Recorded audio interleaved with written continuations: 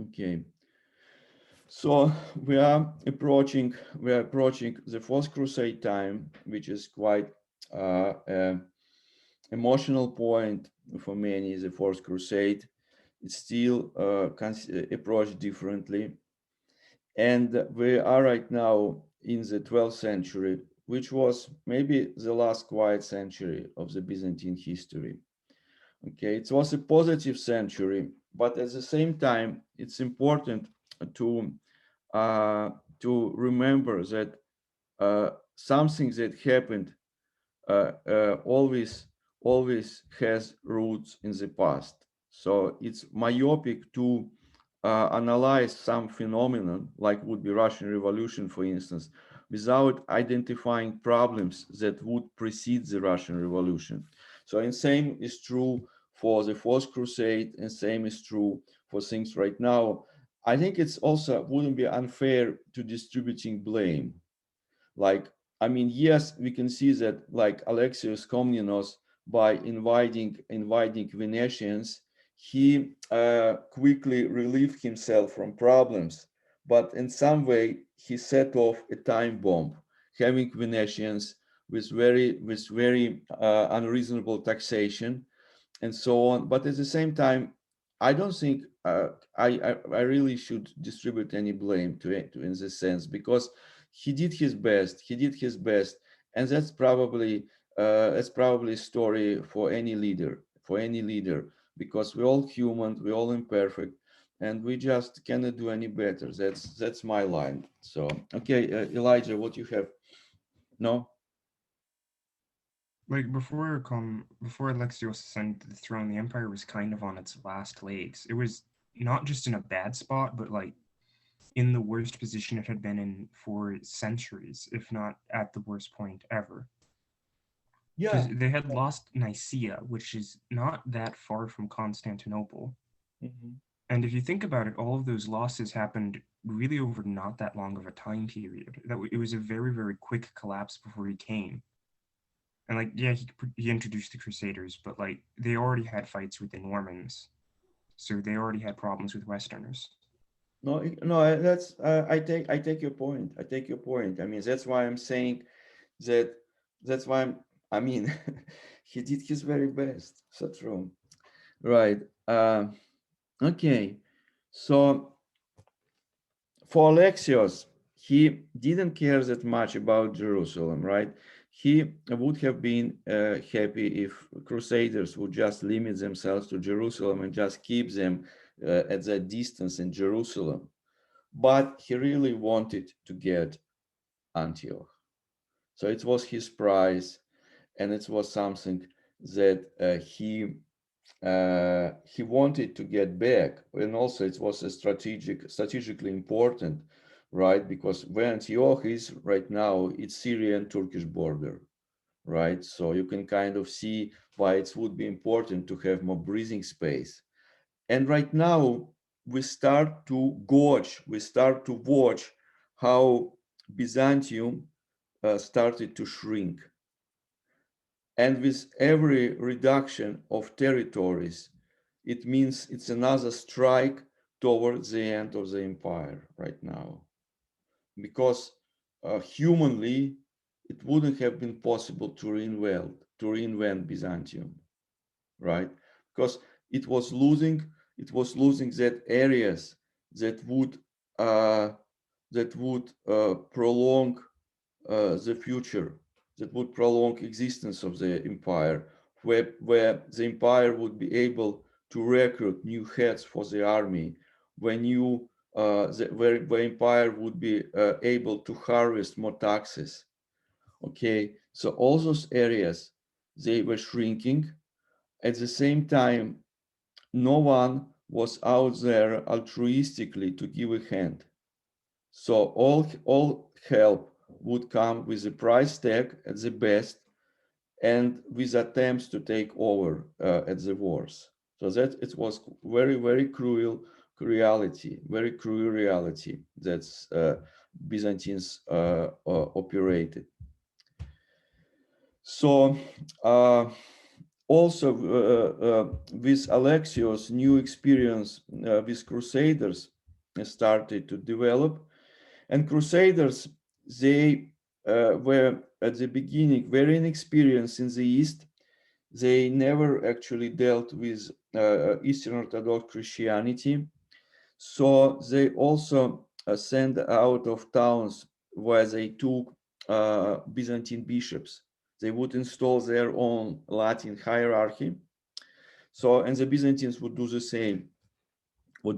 So we are talking about two sets of the patriarchs of Antioch, like for instance, the famous Orthodox canonist, a teacher of the church, Fyodor Balsamon. He was a titular bishop of Antioch, but he lived in the 12th century in Constantinople, but he could not reside in the city of his see because it was taken by the Crusaders. Okay, so Alexios died in 1118, and he succeeded by John Komnenos, the eldest son. You remember that his sister was very unhappy, and his sister depicted John as a mediocre ruler at the best. So that's why also we kind of have this portrait of him as a not nothing like his father was. But to what extent is true, it's remained to be judged, because John II, he successfully dealt with the Pechenegs threat, and he ended up Pechenegs threat forever. So since his time, Pechenegs were a threat to the empire. So then also he defeated the Serbians and Hungarians. So, and John is known for founding the monastery Pantocrator on Holy Mountain. So the Holy Mountain is another unstoppable, it's not unstoppable, what the word would be. It's another direct connection with the Byzantine past. Byzantine past. So it's always was a monastery since the Byzantine time, almost like Saint Catherine Monastery on Mount Sinai, founded during Saint Justinian's time in the 6th century. So, but again, because of the Crusades, what Elijah mentioned, Nicaea came back in the imperial hands. Right? Thank you for Crusades.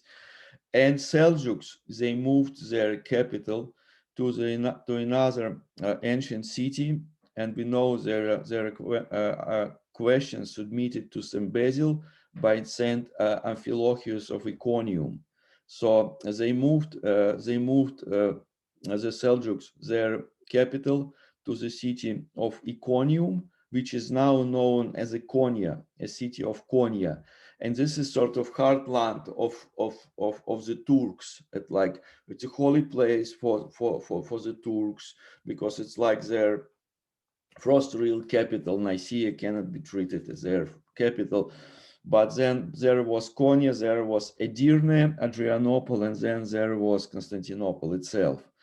So in 137, the Byzantines took over Cilicia, which is in Armenia, right? And it was run by a rival Turkish clan of Danishmendids. So it was a rival to the Seljuk Sultanate of Rome. Okay, so then John died, and in 1143 succeeded by his youngest son Manuel. Okay. And so he even tried to be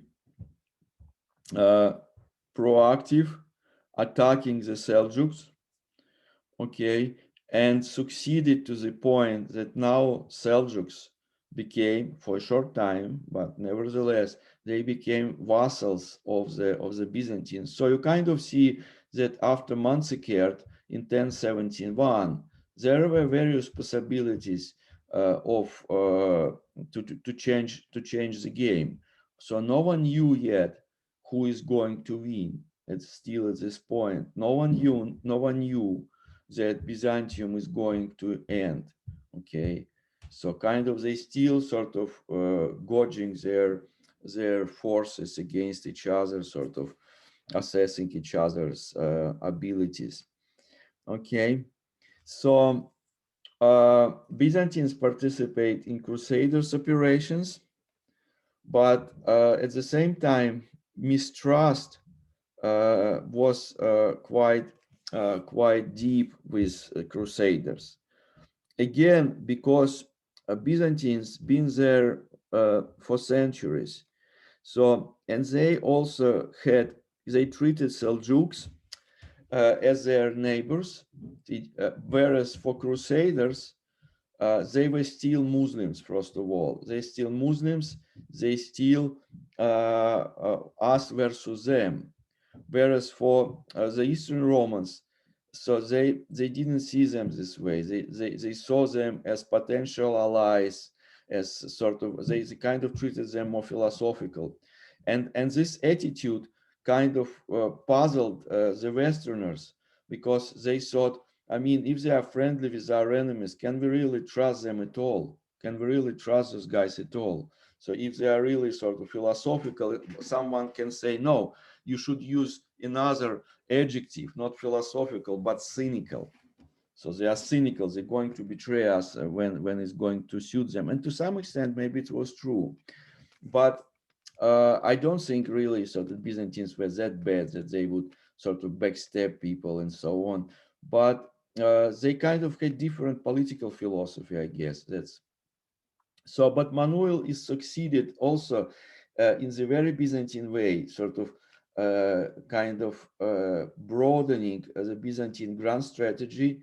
He made himself friends with the Westerners. He learned Western culture.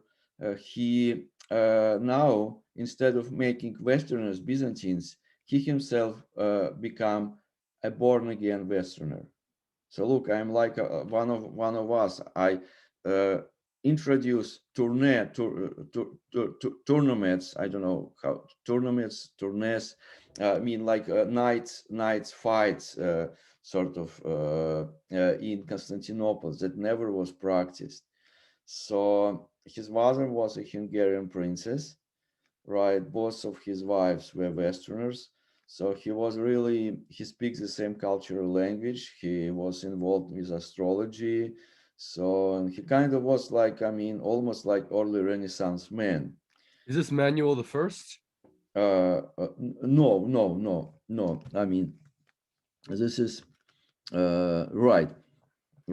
This is Manuel the First. Yeah, that's it. It must be him. So he was a rock figure, that's for sure. And he even succeeded farther than his father, because he achieved what Alexios was dreaming for by making a Prince of Antioch his vassal. In a Western European way, this Prince of Antioch, Renaud of Chatillon, he was standing, he kneeled in front of him in a robe of, wearing short of repentance, sort of, and even having a rope around his neck that would demonstrate that the full submission. So, and then later the same trick was played on the Sultan, on the Turkish Sultan Kirlich Arslan. Okay, so it was quite successful, but the problem with this was that they were temporary achievements. Sort of, the empire didn't have stability to develop further, to capitulate on this, to really to sort of, it was just, it depended on particular situation, particular luck, on combination of Manuel's skills, combination of weakness of those with whom he dealt, and so on. But kind of to defend itself, it was still difficult. I mean, So we're kind of seeing problems right now, problems of instability. So then in 1147, there was another war with Normans, and Bari was temporarily returned to the empire for the last time. And I just would like to also, speaking of Byzantine Commonwealth, to remind you about Italy. It's really important to remember that, for instance, St. Mark's Cathedral in Venice was mastered after the Church of 12 Apostles in Constantinople. And when Mehmed II died, the Church of 12 Apostles was leveled down. This is an important church. Councils that are still, or like Council 861, maybe there were other councils, I don't remember, happened in this church. And this Council of 861 is the council recognized by the entire Universal Orthodox Church, happened there. So there are a lot of points of reference in Italy directly connected with Byzantine legacy. Just would like to show you one thing, right? One mosaic really quick.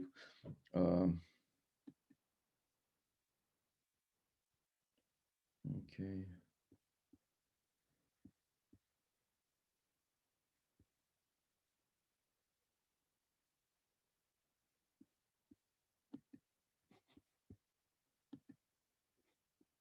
Right. So this is Christ as a Pantocrator in Montreal, in Sicily. Okay, so it's very, very Byzantine. And then another one to see is Pantocrator Monastery itself. Just okay. This one.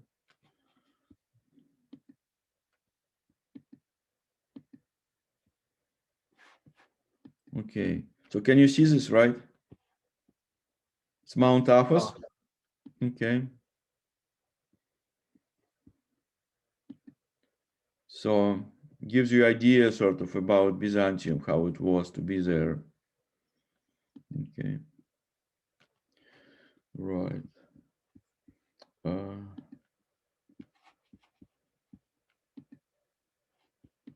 Is that what the buildings looked like? Were they that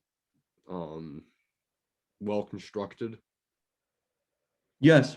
Yeah. Yes. I mean, as far as I can say. So. Okay. Again, Byzantines used diplomacy very skillfully,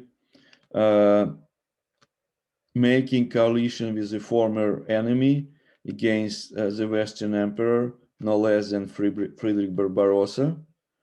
Okay.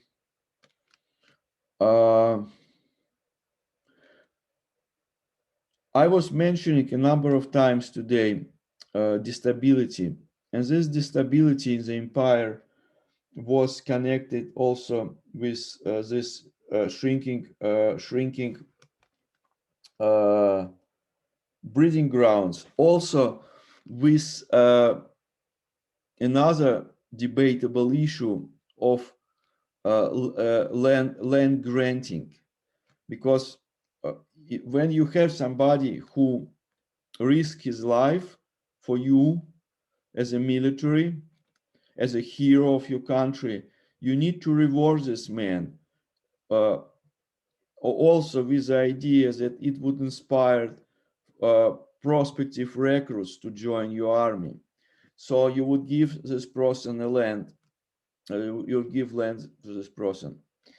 And at some point at this time, also people received extensive, those people who were settled on land, former military or current militaries who lived there, they received right to collect taxes. So that made them more interested in becoming landowners than professional militaries. At the same time, people of lower ranks, military profession started to, military profession appealed to people who never were professionally military. So there was this kind of social dynamics that could also be accountable for problems, right? And as a result, it became a quick solution, quick fix to hire mercenaries elsewhere. But when the empire is weak, right, it doesn't work exactly as a melting pot. Okay, so it doesn't really absorb all those people. Those people, they start to take over because yeah, they feel they are in position to take over. Okay, so that's also what was happening at this time. And of course, all those things like hiring people as elsewhere, but like inviting Venetians and so on, they would come with an impressive price tag. So where do you take money, right? Where do you take money if your territory is shrinking? I mean, how do you continue to be self-sustainable? Okay, so all those questions, they were they were very serious questions to deal with. Therefore, those people who can be called as rock figure, they were real kind of Superman types, right? Superman types. Okay, this is another church of. I will show it to you right away. This is another church, uh, which is Church of Saint Panteleimon in Neriji. So it's also this communal period time architecture. So you see it. Uh, okay. Uh,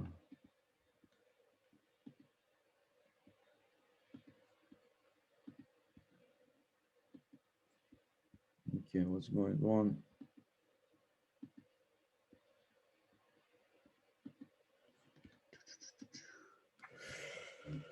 Right. So now there are four permanent foreign enclaves on the Byzantine territory.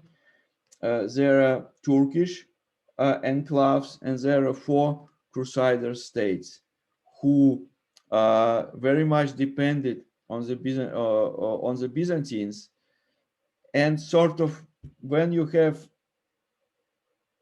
problems with the Byzantines, in the sense that you cannot have communion together with them, and back then actually you could not expect from people, from the Westerners, that they would sort of be how to say, critical about their own hierarchy in the time when they were on crusade, exactly because Pope of Rome promised them absolution from the sins.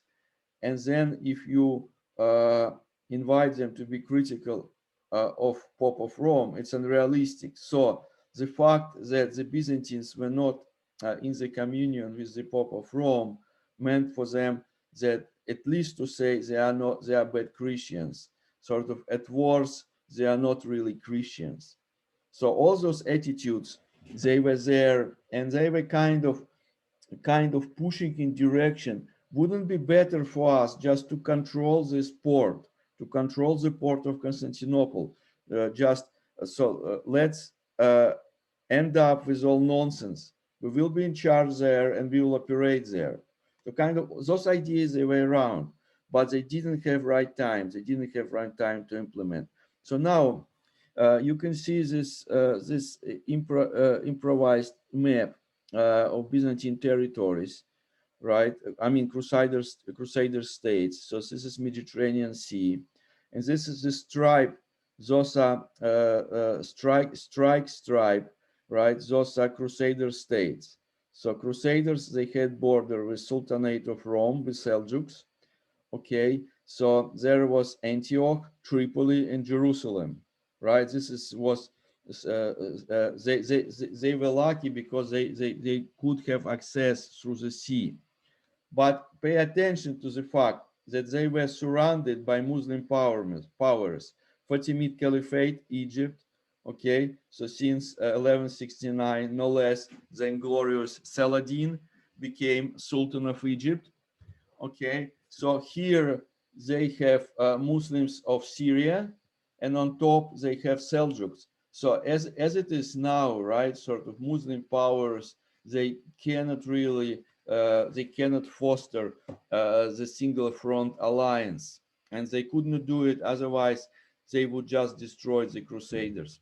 Okay. So King Kings Baldwin the first and the second, they made deals with Italian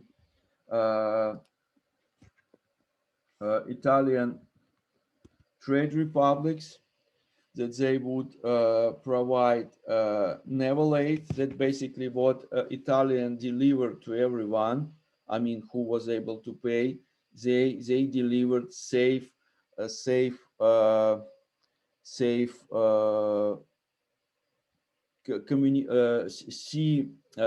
naval communications, right? So now the Byzantines had to direct their resources toward Crusader states to deal with them. And Armenians, they, in this situation, they calculated that it would be better for them to side with Crusaders instead of the Byzantines. Okay. So, and now also, I mean, the same way as Arabs in the 7th century, Crusaders were quick learners, and they, after 100 years, they started to feel themselves at home. And also they learned from the Byzantines, kind of divide and conquer strategy. They learned from Muslims. So they were not anymore people who never dealt with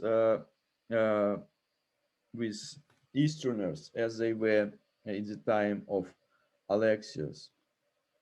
Okay, so and to represent the best version of a crusader ruler, I would like to refer to King Baldwin the Fourth, also known as the Leper King of Jerusalem.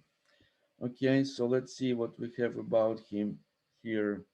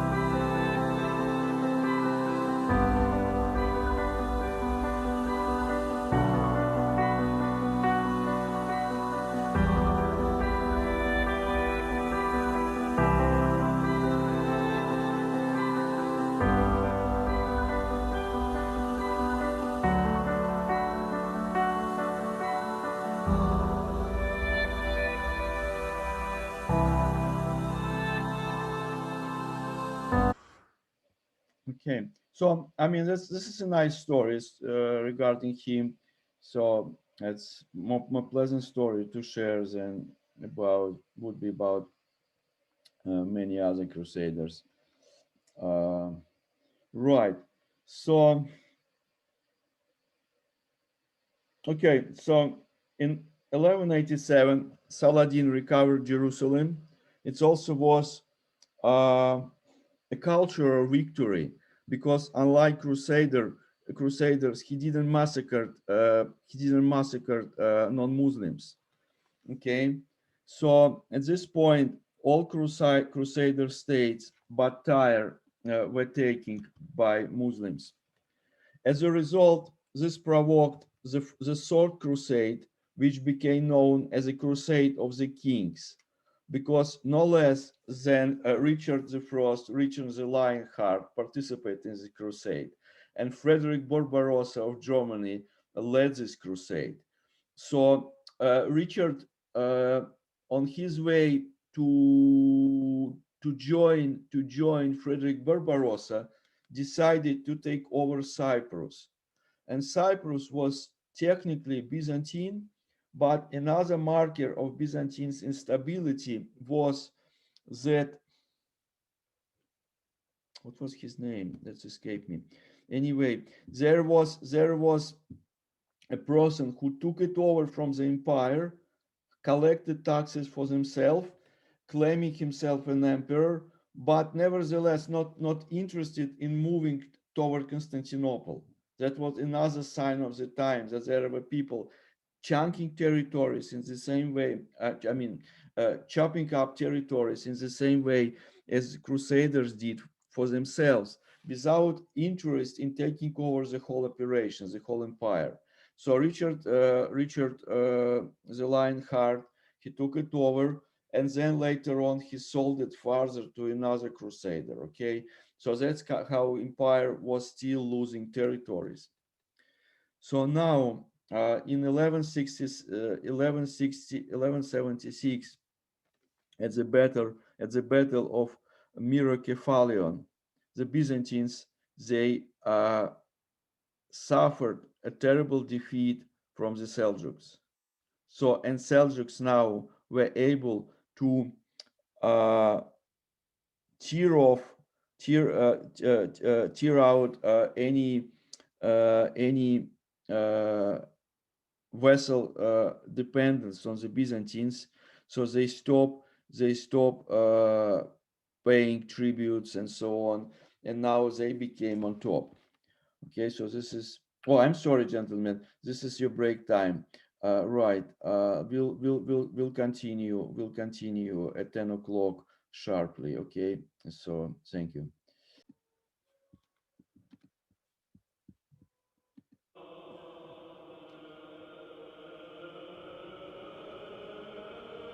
In the middle of 12th century, Byzantine power was restored. Byzantines reconquered many regions back, and Rum Sultanate became a vassal. Turks were not happy with this, and longed to once again take the wealthy Anatolian coast. And the Greeks wanted to once again absorb all of the Turkish states and reclaim the lands they had lost after massacred 100 years earlier. Byzantine flanks were secure. With the Hungarians out of the picture, Balkans reincorporated into the empire, Armenian Kilikia retaken, and the Antiochian Crusaders vassalized. As Greeks strengthened their positions, Turkish Sultan Kılıç Arslan tightened his grip on his kingdom by eliminating internal dissidents and subjugating various emirates on his eastern flank. Many sought refuge in the Byzantine lands. Finally, the peace between the Byzantines and the Turks was broken when Kılıç Arslan refused to hand over the lands.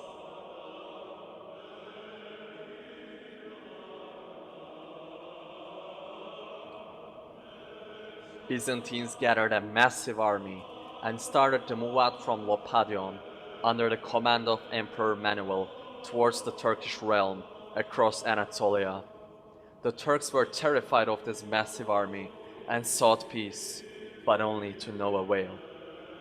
The Greeks were certain of victory and marched on. Manuel sent a part of his army under Andronikos Vatatzes towards Amasya, while the bulk of the Byzantine forces marched towards Iconium. Andronikos' army was destroyed in an ambush in the forested borderland region. Andronikos was killed. His head later was displayed on a lance by the Turks as an effective morale breaker. In the south, the Greek army was harassed all the way to Myriokephalon. They came to entrance of a mountain pass, and Manuel decided to move his army forward, despite the obvious danger of an ambush. The Byzantine army, 30,000 strong, started to move through the pass, with the heavy infantry in the front. They were surprised by the Turkish soldiers, and they took a huge blow. Yet they moved through the pass. Byzantine sent their infantry up onto the slopes to throw off the Seljuk soldiers, who were forced to withdraw to higher ground.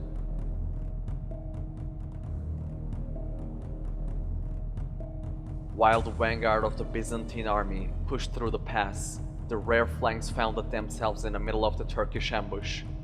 Turkish attack proved effective, as the morale of the Byzantine forces was diminished. Byzantine forces broke formation and began desperately retreating in every direction. Turks then attacked the Byzantine siege engines and supply wagons. Manuel was baffled. His commanders helped him gather the troops around him and broke through the Turkish encirclement miraculously. Manuel and his rear army soon joined to the front divisions, who had set up a fortified camp near the end of the mountain pass. And soon it was dark.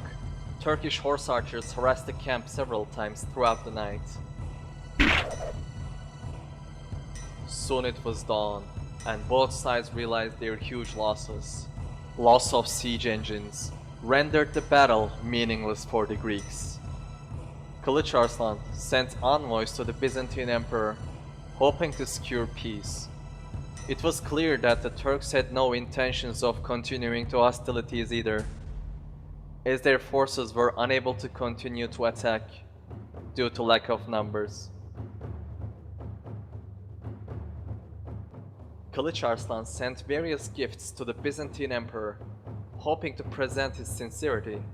The treaty outlined that Byzantine forces would not be harassed on their way back, while the Byzantines were expected to demolish or abandon the fortresses on the borderlands, especially the one in Doralium. On their way back to the pass, the Greeks realized that the bodies of both Turkish and the Byzantine soldiers had been mutilated by the genitals. It was done so that the Christian and Muslim bodies could not be differentiated, so neither side could claim the victory.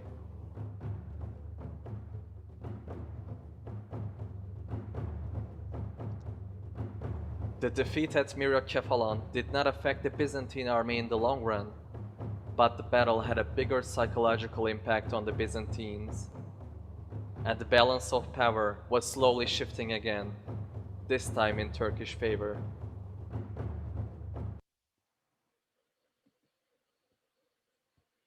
Okay.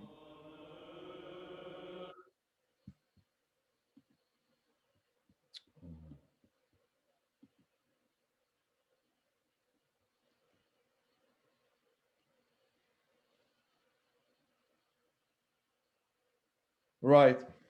So the empire continued losing territories. So there are two parties that can be conventionally, it's very, very imprecise, it's just sort of for the sake of presentation. One could be called Latin and another could be called patriotic, right? But in fact, it shouldn't be really overrated, because Andronicus Komnenos patriotic program was in fact very self-serving. So Manuel died in 1180, and he definitely was a solid rock figure. And as a result of the previous choices made, the empire after the death of Manuel found itself in a period of instability. As you remember, Alexios I, he introduced this new way to distribute positions based on family connections. And this approach excluded influential military families from post distribution, from access to power in the capital. So, and now there was internal competition within the family.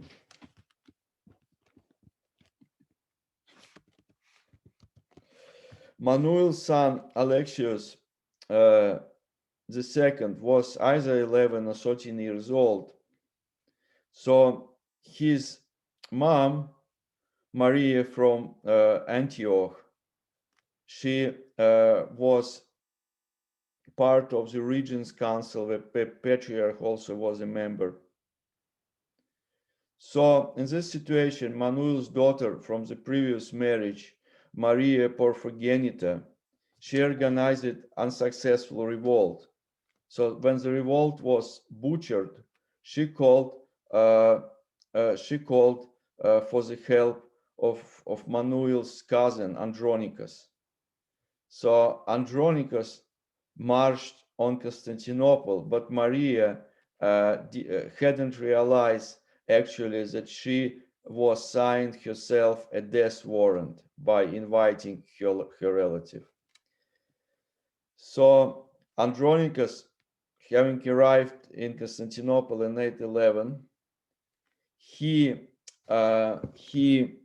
ordered the death of Maria of Antioch, and also there was widespread pogrom, widespread slaughtering of Italian residents of Constantinople.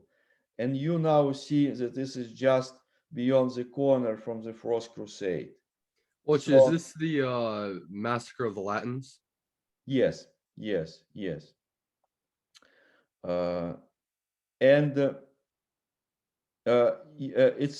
another evidence that we cannot study a phenomenon on its own. We cannot study just Fourth Crusade focusing on brutalities committed by the Crusaders without also understanding the wider context. And this definitely contributed to the situation with Crusaders.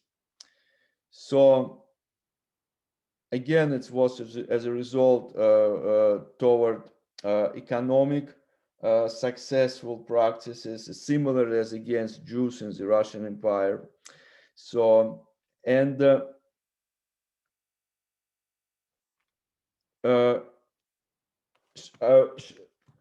Andronicus, he was determined to reign for himself. So Maria Porphyrogenita, she died under unclear circumstances, and Andronicus made a boy who became a hostage of the whole turmoil to sign a warrant for his mom. But when a boy did this, he became himself useless. So his head was severed, and reportedly, it's again just sort of a color story. Andronicus looked at this head and said, your mother was a whore and your father was a harlot, and you were not destined to be a ruler. Okay, kind of, he was playing God, sort of. He decided who was destined to do what, and whose life could be taken, and so on. So, but then his body, there also was something done to his body. Either his head was kept in the treasury, and body was disposed in the sea. So then also kind of he's like, I mean, a villain, a movie villain, because he also took Alexios' fiance. He was around 60. Right, he was 65, and he took 25 years old Agnes of France to himself, because he needed to marry somebody. So here we go, right? That's also a problem, that Byzantium also things can result it in very bizarre way, in the most bizarre way possible, and here it is. So on the other hand, it's very Roman also. If you look at this, it's also could be a Roman Empire. Okay, so think about Nero, right? And Andronicus, he because Alexius was posted his family all over. Now it took Andronicus to eradicate those people.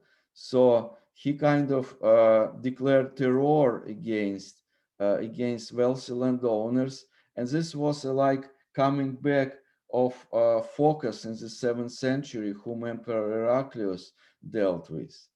Or like, I mean, Stalin's purges of 1937. It's really, or Ivan IV, a sort of terror against aristocracy in Russia.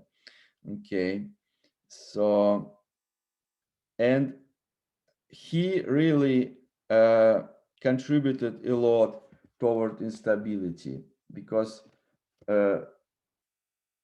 terror doesn't really help country, right? It's only help to spread more destruction.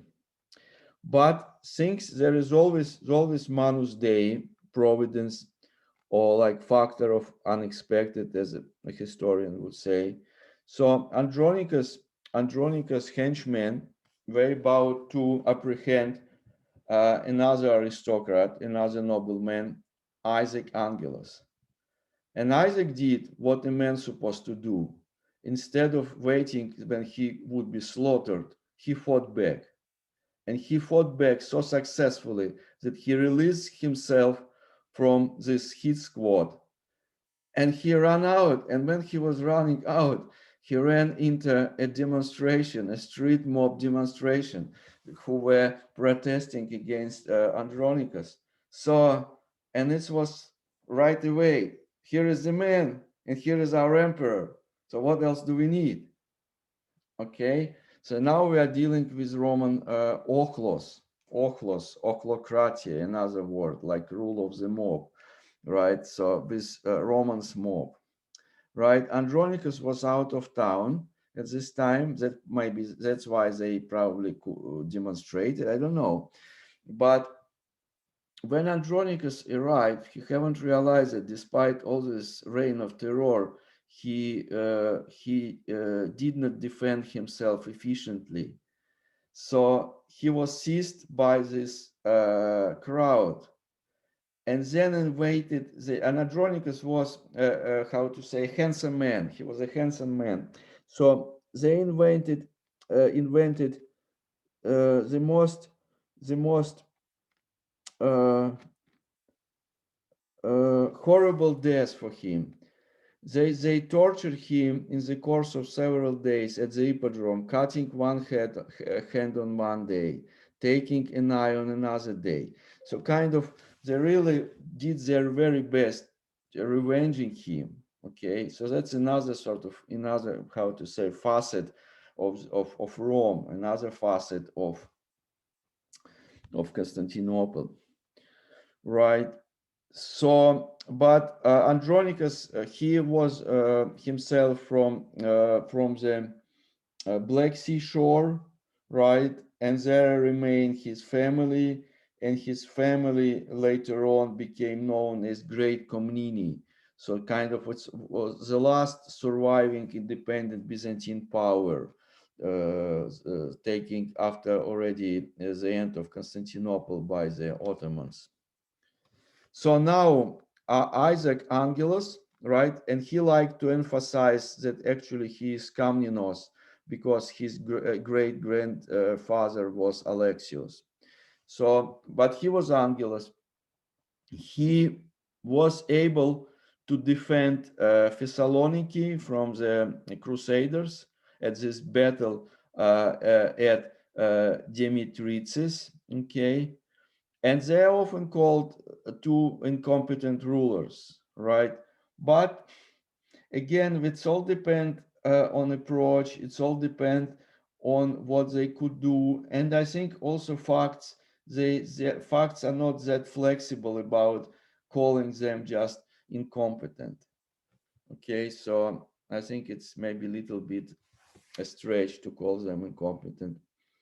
Okay, so but Isaac tried to secure the future by contracting marriages with various European houses, royal houses. And you see that at this point, Byzantium is now strongly part of the Western European context. Whereas before Crusades, Byzantium existed on its own between Europe and Asia, sort of kind of like Russia, sort of like Eurasian power. Okay, but now Byzantium is very much involved with Europe. Okay, that's another interesting thing to mind. Okay, so and to make things even worse, Bulgarians revolted, and they were right because it was good time to revolt, and they revolted because they were heavily taxed, and sort of taxation actually is very important issue to understand loyalties. Sort of people would because of taxes, people would just change their loyalties, affiliation in the course of the night, because it meant that their lives will be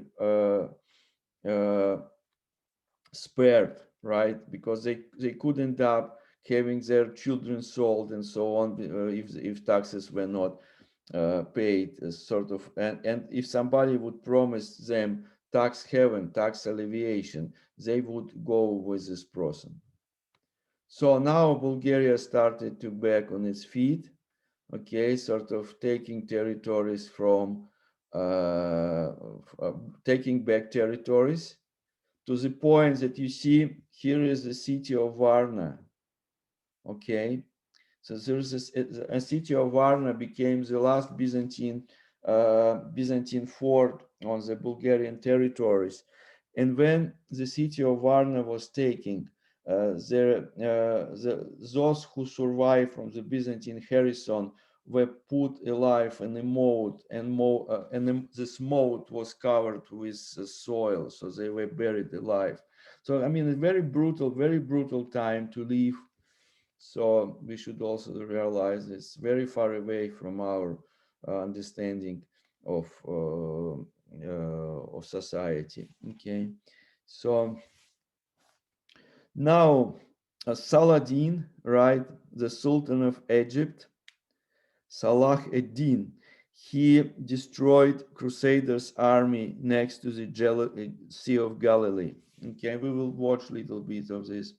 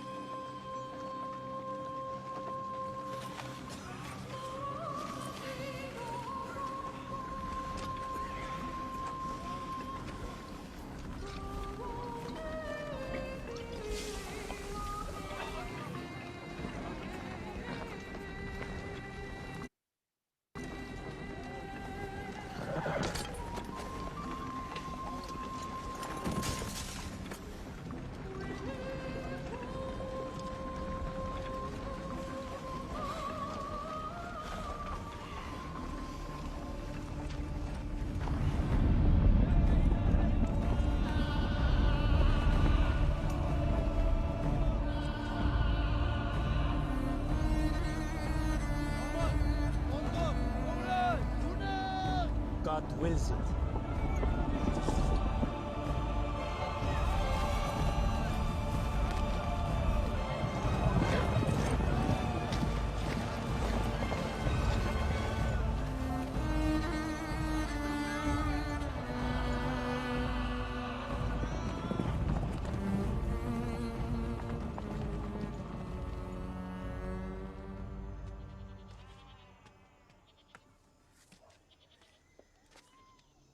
Can you sense it? There has been no messenger.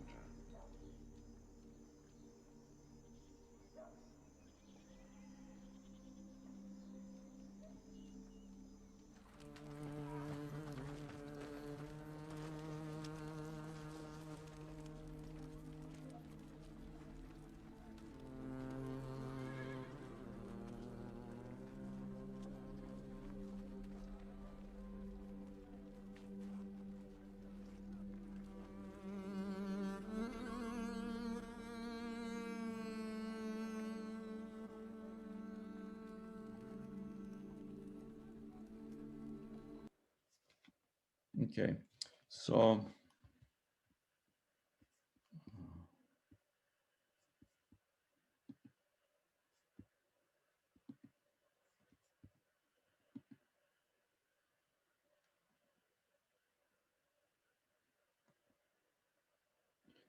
Andronicus, he already began.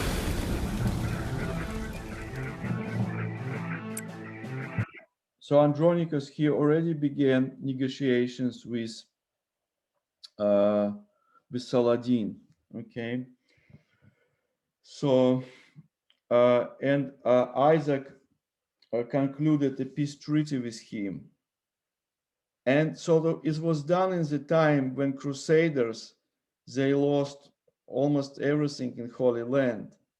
So when German Emperor Frederick Barbarossa presided over the Third Crusade, he kind of had this bitterness, his grudge against the Byzantines, that sort of they made a deal with those people who slaughtered our brothers at the Sea of Galilee. Okay, but it's politics, right? So I mean, Byzantines did what they consider the best for them at the time. Okay, so Alexios II deposed his brother Isaac, and he did something that hadn't been done even in Byzantium. He took his eyes. He took his eyes, but he gave him very comfortable, how to say, imprisonment. He put him in a very comfortable prison, kind of, sorry brother, you know, nothing personal, just business, kind of this sort of attitude. Okay, so and Isaac, he had a son, and this son was a man behind the Fourth Crusade. So now watch closely. Okay, so Serbs united with Bulgarians. And that's speaking of Byzantine Commonwealth, how actually Byzantine Commonwealth worked, to what extent. So it's important that Byzantine Commonwealth was a cultural thing, but it never was a political thing, right? So Alexios III continues against Bulgarians, and he tried also to take on Seljuks. And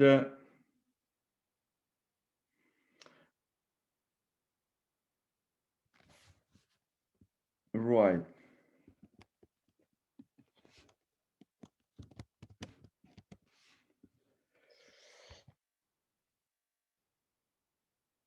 So he tried to, for the last time, to take Bulgaria over, but the troops didn't want to go through the similar passage as at Myrokephalion. So the troops mutinated because they didn't want to take their chances to be slaughtered by Bulgarians in the passage as it was in Myrokephalion. So the troops did not march in Bulgaria; they turned back. Okay. So in 2003, Alexios' brother, Alexios' nephew, right? Also Alexios escaped from Constantinople. One may say that actually it was weakness of Alexios that he left him alive, right? To give chances like that. So it kind of, you see, there is a conflict when you are in this sort of politics between your Christian convictions, right, and what you're supposed to do to be a successful emperor, right? At least, I mean, from my perspective. And Alexios found refuge with Philip of Swabia, who became new Western emperor. And Alexios expected Philip to help him. So now, meet the Venice big time, okay? So you can read this. If I hope you can see and read this, okay? Sort of Venice also was an offspring of Byzantium. It's connected with Byzantium. It used to be under Byzantine in Byzantine control. But because of very progressive city ruling organization, they succeeded, and they very much succeeded as a very strong, aggressive sea power. Okay.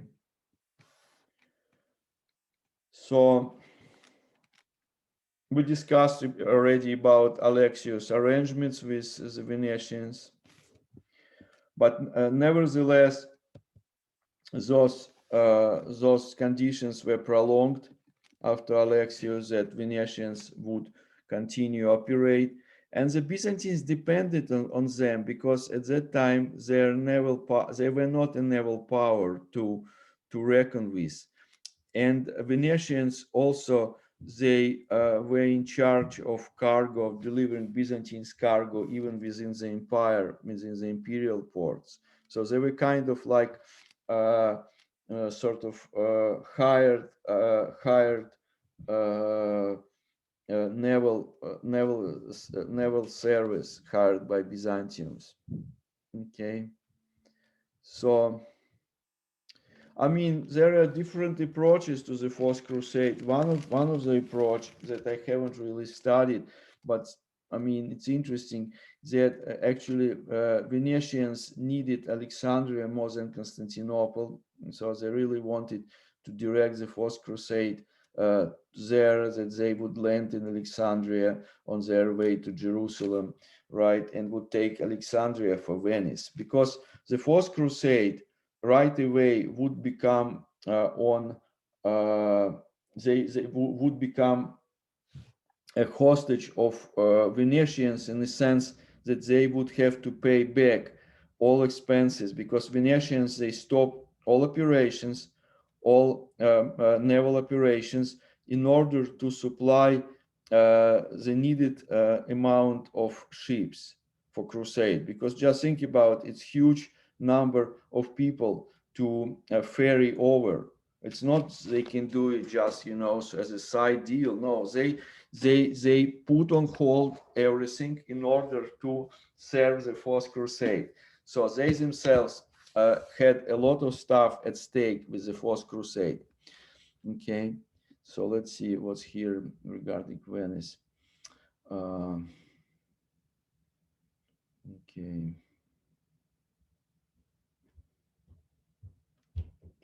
Mhm.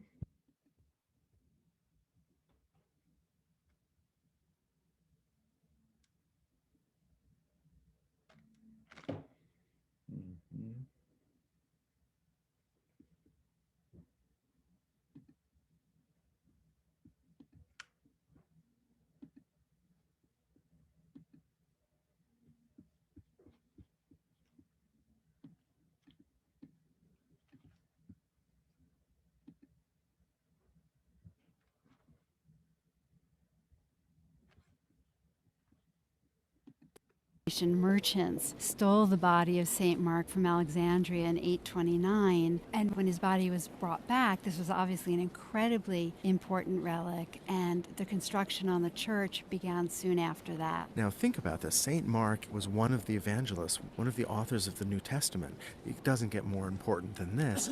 And the idea of bringing his body back from Alexandria was especially important because Egypt was then controlled not by the Byzantine Empire, that is, not by the Christian world, but it was in Islamic hands. There was even a legend that St. Mark had a vision that his final resting place should be in Venice. Of course, these are the kinds of legends that grow up to justify these kinds of historical events. That's how it seems to us, certainly in the 21st century. The church is Byzantine in style in every way that we think about Byzantine architecture. And the church that we're in currently was begun in 1063. It replaced two earlier and smaller shrines. This does refer to the Byzantine in very direct ways. The Venetians wanted their art, their architecture to recall not only the Byzantine, the Eastern traditions, but specifically the traditions of Constantinople. And so this church was based on the Church of the Holy Apostles in Constantinople, a church that no longer exists. And like the Church of the Holy Apostles, St. Mark's is essentially a Greek cross, a cross with equal arms, with domes over each arm and another dome over the crossing. And those domes recall very directly the kind of architecture that we find in Constantinople, that is a dome that has windows at its base, a kind of necklace of light that makes the dome seem to levitate upward and not to be supported. That's the idea of the whole interior, the sense of being in a golden jewel box. The walls are covered with golden mosaics, so you have this sense of what you know to be solid wall dissolving into glittering light. 40,000 square feet of the surface of this church is covered with mosaic. The mosaics date from different time periods, but let's take a look at an early mosaic of a subject called the Harrowing of Hell, also known as the Anastasis. This is Christ who's gone into hell. He's battered down the doors. He's going in to save virtuous souls who are there because they lived before the possibility of salvation, that is, before his sacrifice on the cross. In this case, you actually see Christ grabbing the wrist of Adam. Eve is just behind him. Okay, so yeah, it gives you idea. So about connections and sort of that it's wrong to picture Venetians as some kind of totally outsiders, right? So they might have love-hate relationship with Constantinople. That I think how it should be defined, sort of. But at the same time, by greedily exploiting Byzantium, right, they also would make Byzantium weaker, and by doing this they would approach the end of Byzantium, and with this they also would approach the end of their privileges, because the Ottomans, they were not interested in prolonging any contracts with Venetians. So Ottomans became swear enemies of the Venetians because they competed for domination in the Mediterranean Sea, both powers. So kind of with the end of Byzantium, their best times were over. Like, I mean, until nowadays in Crimea, one may see Venetians outforts, their Venetians, the famous Venetian fortress near Feodosia, and all was lost after the end of the Byzantine Empire to the Ottomans. Okay, so the Third Crusade resulted in a fiasco. Okay, the Byzantines were accused in colluding with Saladin. Okay, also the issue of them being in schism with the Roman Church now came over, and Crusaders made those arrangements with Venetians for ships, and because Crusaders depended from Venetians because they owed them, Venetians also asked them to do a side job. And this side job was to put under Venetians' control the city of Zara. This city of Zara is in modern day Croatia.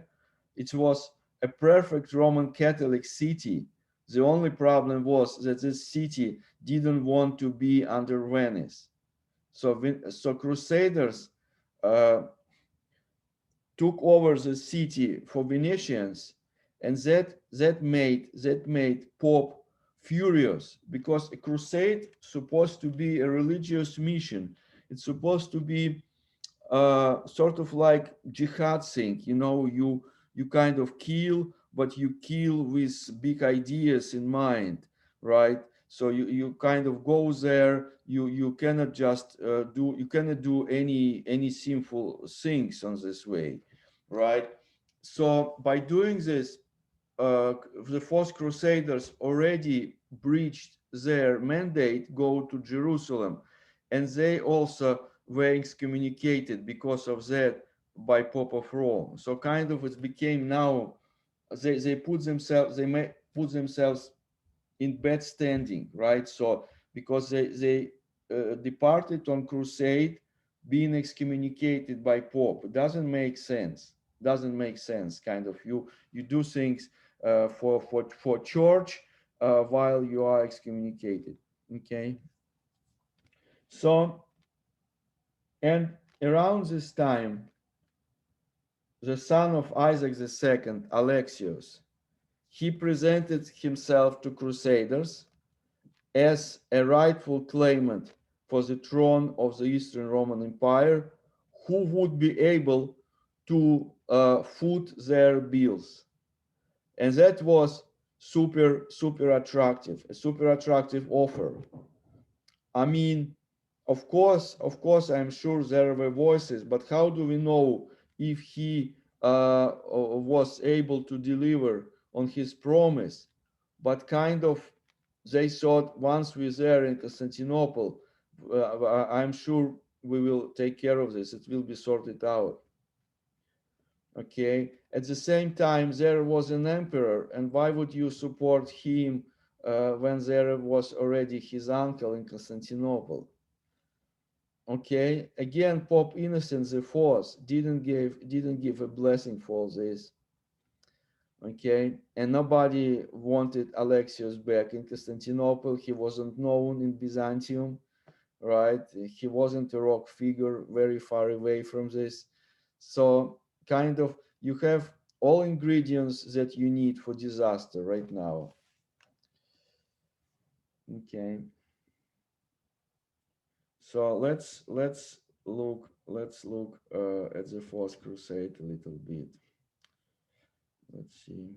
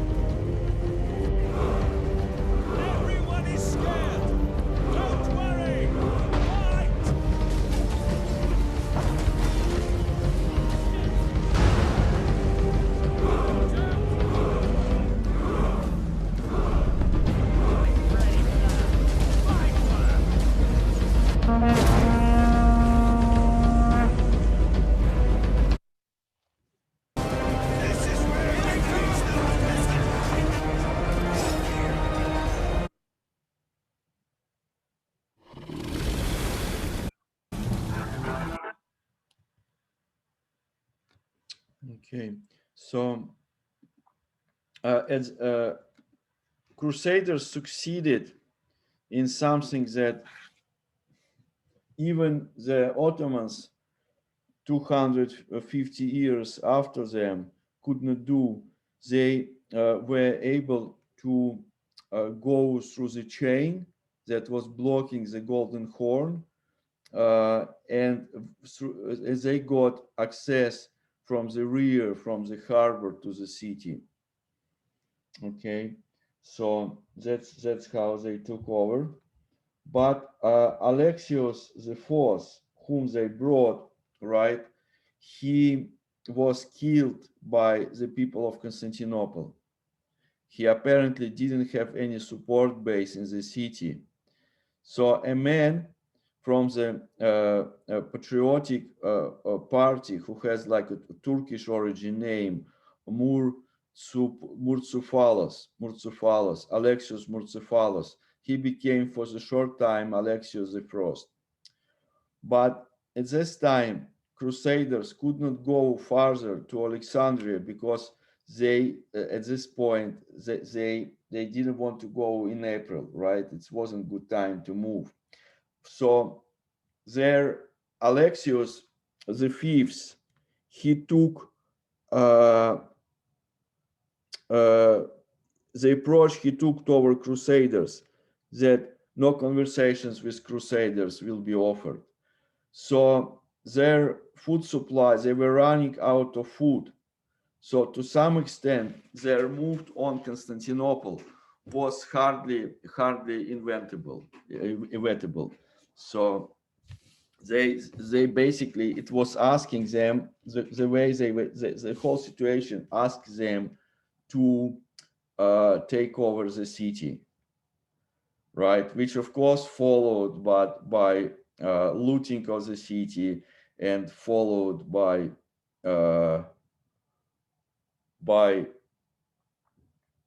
brutality that also was met without any joy sort of in the West, because Pope was very unhappy also about this.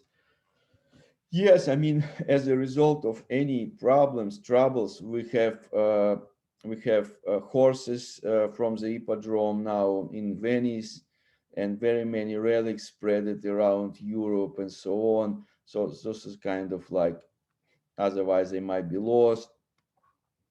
But it was very strong blow to the Byzantine Empire. Some people would argue that actually, but I think it's an extreme claim to say that actually Fourth Crusade fatally undermined Byzantine Empire. I think it's exaggeration, but definitely didn't help. It didn't help to prolong the life of the empire. So Byzantine Empire continued to exist. We'll be talking tomorrow about this as a various successor states. But now Constantinople was under Latins, with King Baldwin of Flanders in charge. So, and this situation lasted until 1261. Okay, so